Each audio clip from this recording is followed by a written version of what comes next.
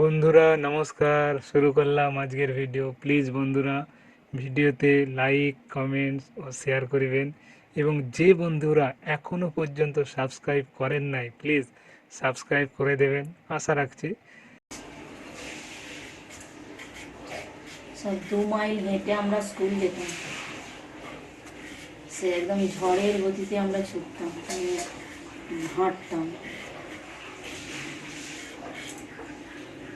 বাসে করে যাওয়ার সেরকম ছিল না, ভেতরেই তো যতটা বাসে যাবো তার তার 2 ডবল এই হেঁটে যেতে হবে, যার জন্য কেউ বাসে উঠতাম না, হেঁটেই যেত। তবে হেঁটে যেতাম, কিন্তু মজা ছিল, সবাই মিলে গল্প করতে করতে হাসতে হাসতে কখন যে পৌঁছে যেতাম বুঝতেই পারতাম না, কোনো কষ্টই হতো না।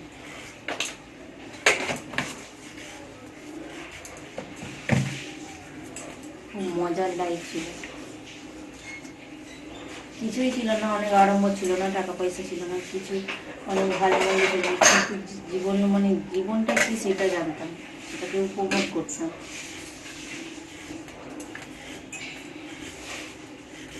কত কথা বলতে বলতে, হাসতে হাসতে, আড্ডি করতে করতে সব স্কুল যেতাম। সেসব বন্ধুদের সঙ্গে আর দেখা হয় না।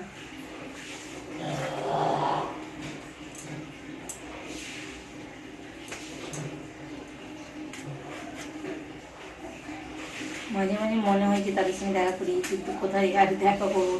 আমার বাড়িতেই, পিসিমার বাড়িতেই তো কেউ থাকে না, আমার মায়ের বাড়িতে কেউ থাকেই না, ফাঁকা পড়ে আছে, কোথায় গিয়ে দাঁড়াবো। যাদের পাশে যাদের খুব আমার ঘনিষ্ঠ ছিল, যারা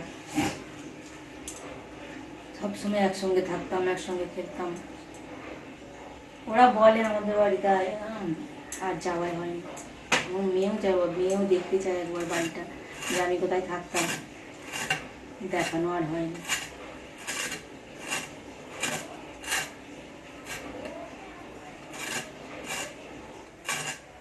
একেবারে অভূত গ্রাম, একদম শান্তি, সেখানে কোনো আওয়াজ নেই, গাড়ি ঘোড়া কোনো কিছুর আওয়াজ নেই।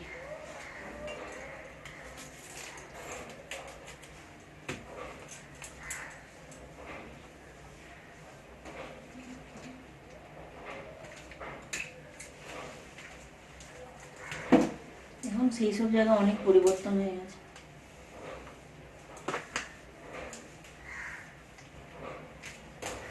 আর পাউরুটি খেলে পরে আমার প্রচুর অ্যাসিড করে, আমি একদম সহ্য হয় না খেতে। পাউরুটি বা কদিন খাবো, রোজ তো আর খাওয়া যায় না। সবই খাওয়া বারণ, তেল খাওয়া বারণ, মিষ্টি খাওয়া বারণ, ঘি মাখন খাওয়া বারণ। এবার তার মধ্যে এবার তুমি খাও, কত খাবে খাও, কি খাবে? ওগুলোই তো মেন, রান্নার ওগুলোই মেন। এই যত রকম ভ্যারাইটি তুমি রান্না করবে, ভালো মন্দ রান্না করবে, তেল ঘি এগুলোই তো মেন উপকরণ।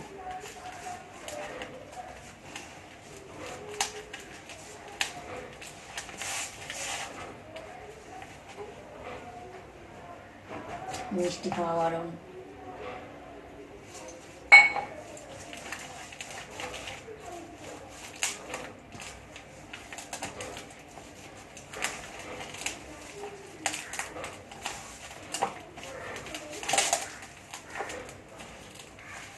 কারো কি এত সমস্যা আছে নাকি কি জানি, আমার খালি মনে হয় আমারই মনে আছে।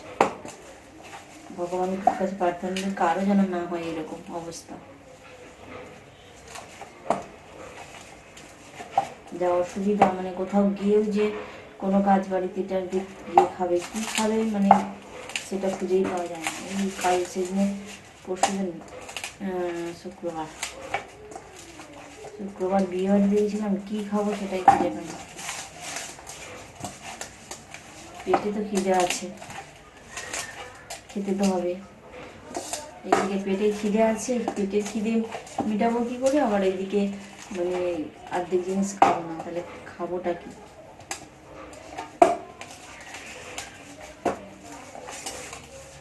তবুও চলতে হচ্ছে, যতদিন এখন ভগবান রাখবে থাকতে তো হবে। ওসব নিয়ে এত চিন্তা করি না, ও যা হবে হবে।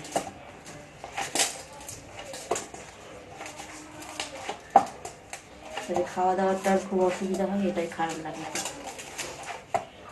ছোটোবেলা থেকেই মানে কি যেগুলো যে মুখে ভালো লাগে সেগুলোই খেতাম, যেগুলো ভালো লাগতো না মানে সেগুলো আমার পক্ষে সম্ভব নয় খাওয়া, এরকম ছিলাম। এই জন্য ভগবান এখন বলেছে যে যেগুলো খেতে পছন্দ করো না সেগুলোই তোমার খাবার। খেতে ভালো লাগুক বা না খেয়ে যাচ্ছে, জোর করে খেয়ে গালের মধ্যে ঢুকিয়ে দিয়ে খেতে নিলাম, এইভাবেই চলছে, চোখ বুঝিয়ে খেয়ে নিলাম।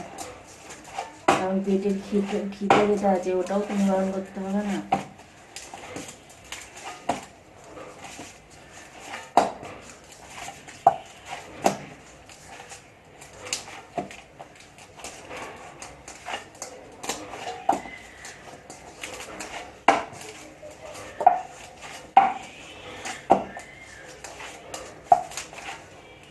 নিজেকে যত্ন করাটা খুবই প্রয়োজন, নিজেকে ভালো রাখাটাও খুবই প্রয়োজন।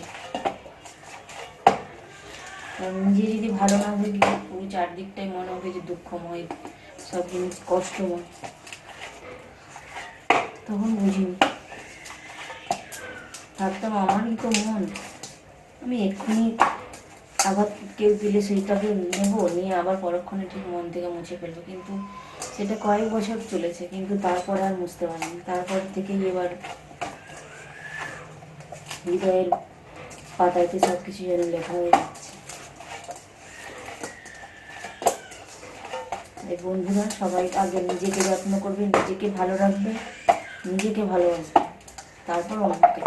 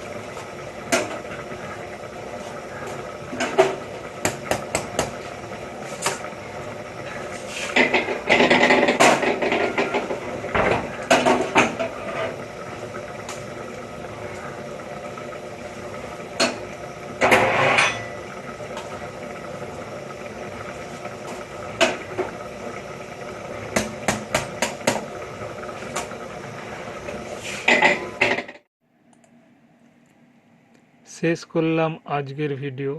এতক্ষণ সম্পূর্ণ ভিডিও দেখার জন্য সবাইকে অনেক অনেক ধন্যবাদ। আপনাদের দিনগুলি ভালো কাটুক। নমস্কার।